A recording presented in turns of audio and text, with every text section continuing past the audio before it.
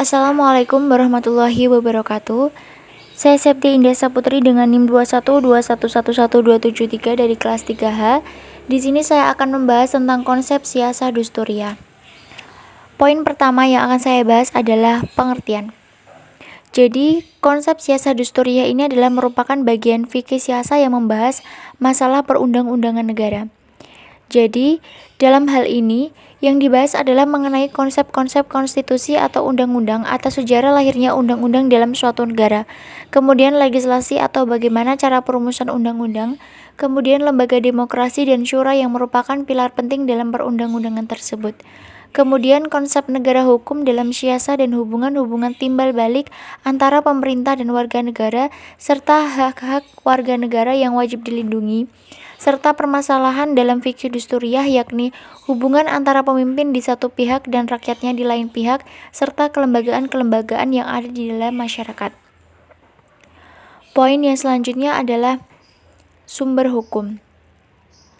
Yang pertama adalah Al-Quran Al-Karim, yaitu ayat yang berhubungan dengan prinsip-prinsip kehidupan kemasyarakatan, dalil-dalil kulli dan semangat ajaran Al-Quran. Yang kedua, hadis. Hadis ini berhubungan dengan imamah dan kebijaksanaan Rasulullah SAW di dalam menerapkan hukum. Ketiga, kebijakan Khulafaur Rasyidin yang di dalamnya ini mengendalikan pemerintahan. Keempat, hasil ijtihad para ulama yakni dalam masalah fikih dusturiah. Yang kelima, adat kebiasaan. Jadi suatu bangsa tidak bertentangan dengan prinsip-prinsip aluran dan hadis. Adat kebiasaan semacam ini tidak tertulis atau yang sering diistilahkan dengan konvensi. Poin yang selanjutnya adalah ruang lingkup. Ruang lingkup yang pertama ini ada siasa tasri'iyah, yakni yang membuat atau menetapkan hukum, mengatur persoalan ahlu hali wal ahdi atau perwakilan persoalan rakyat hubungan muslim dengan non-muslim dalam satu negara. Yang kedua, bidang siasah tanfidiyah atau eksekutif, yang di dalamnya termasuk persoalan imamah, ba'iyah, izarah, wali, al-ahdi, dan lain-lain. Yang ketiga, bidang siasah qadlaiyah atau yudikatif, termasuk di dalamnya masalah-masalah peradilan.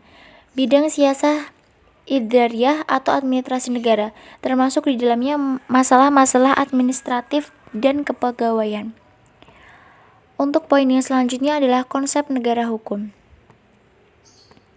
Yang pertama adalah konstitusi. Dalam fikih siasah, konstitusi ini disebut dengan dusturi. Kata ini berasal dari bahasa Persia, yang semulanya artinya adalah seseorang yang memiliki otoritas baik dalam bidang politik maupun agama.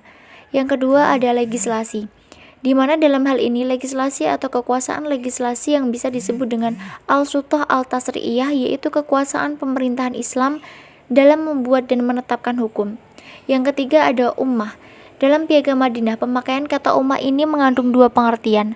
Yang pertama, organisasi yang diikat oleh akidah Islam, dan organisasi yang mengikat jamaah yang beragam atas dasar ikatan sosial politik.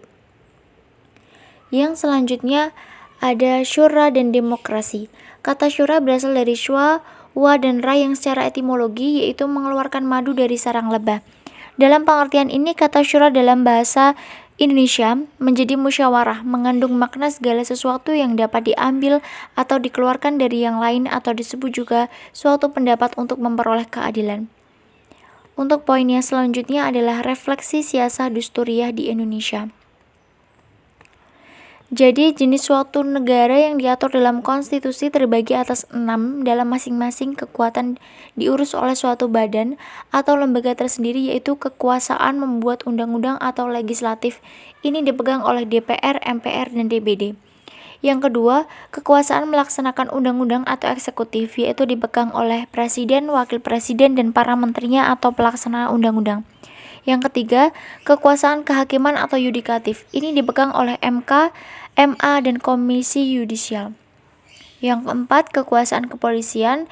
Yang kelima, kekuasaan kejaksaan. Dan yang terakhir, kekuasaan memeriksa keuangan negara. Sekian yang dapat saya sampaikan. Bila ada kurangnya saya mohon maaf. Wassalamualaikum warahmatullahi wabarakatuh. Terima kasih.